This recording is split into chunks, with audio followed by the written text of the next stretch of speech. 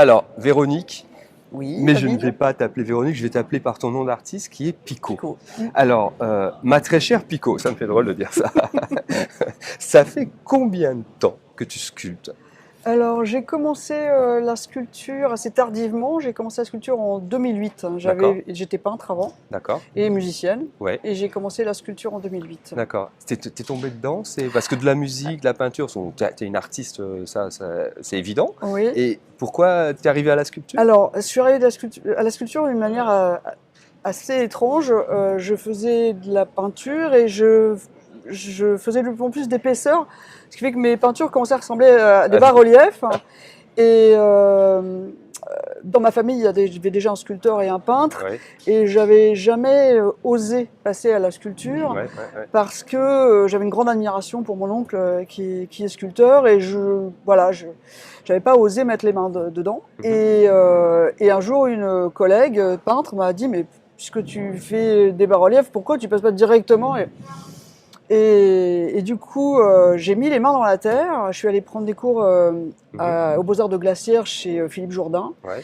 Et du jour où j'ai mis les mains dans la terre, Ça t'a happé. ah oui, ça m'a littéralement happé. Ah, Et j'ai jamais. D'ailleurs, j'ai quasiment arrêté la peinture après. Bon, j'ai repris un peu là, mais Ouais. j'avais quasiment arrêté la peinture parce que ça a pris toute mon énergie. Et voilà. C'est Et j'ai arrêté génial. la musique, j'ai génial. tout arrêté. C'est génial. Alors, Oui. quelle technique utilises-tu en sculpture? Alors, le modelage. Le modelage, d'accord. Et ensuite, je fais des moules. Mhm.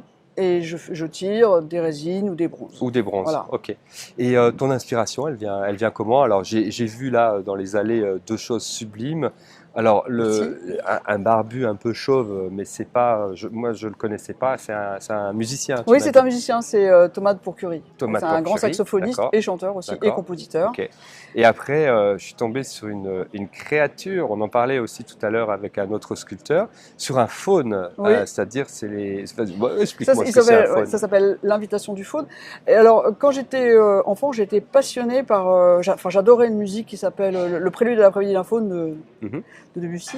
J'adorais cette musique, et c'est d'ailleurs à cause de cette musique que je suis devenue flûtiste, D'accord, d'abord. d'accord, ok. Et j'adorais le personnage du faune. Chez mes parents, il y avait un disque, à l'époque c'était des disques vinyles, Ouais. avec une photo du grand danseur Nijinsky qui jouait le prélude d'après-midi d'un faune, enfin qui dansait, pardon, le prélude d'après-midi d'un faune, et il en avait fait la chorégraphie.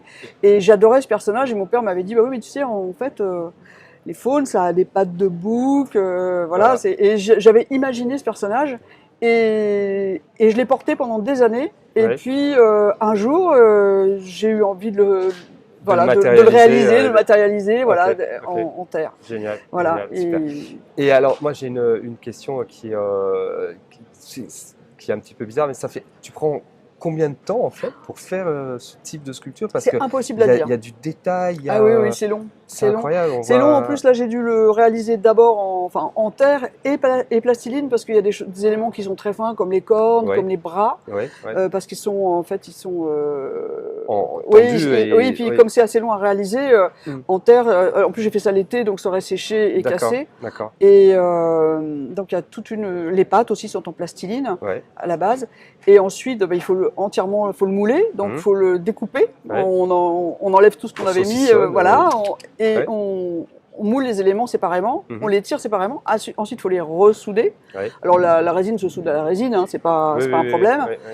Et après, il faut faire une patine. Je pourrais pas dire exactement combien de temps j'ai passé dessus, parce que je l'ai fait en même temps qu'autre chose. D'accord. Ouais, J'ai ouais, pas fait ça. ouais. Ok, J'ai pas fait ok. que ça pendant que je faisais ça. Je Ouais. faisais en même temps des danseurs de buteau qui eux ont été tirés en bronze. Enfin, D'accord. Et globalement, tu as combien de sculptures par an?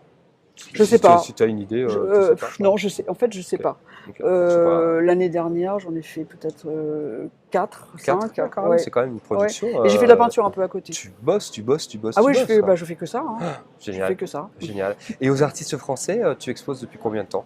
Depuis 2013, je crois. 2013, Oui. d'accord. Des récompenses? Oui, j'ai eu médaille de bronze, médaille d'argent et médaille d'or. Médaille d'or, voilà. Bah, ça, c'est La dernière, en génial. 2020, la dernière édition. Bon, bah écoute, je suis super content que tu sois venu nous parler un petit peu de tout ça. Ça me fait très plaisir. Bien sûr, cette interview, tu pourras le récupérer, le mettre sur tes réseaux sociaux. Et Merci. puis, j'invite, on mettra ton adresse de site aussi. D'accord. Tu as un site internet? Oui, bien sûr. Bon, voilà, pour Oui. que les gens aillent voir de quoi on parle depuis tout à l'heure. D'accord. Merci beaucoup, Bah, merci Pico, merci et à à très toi. bientôt. Bonne Au revoir. journée. Merci, au revoir.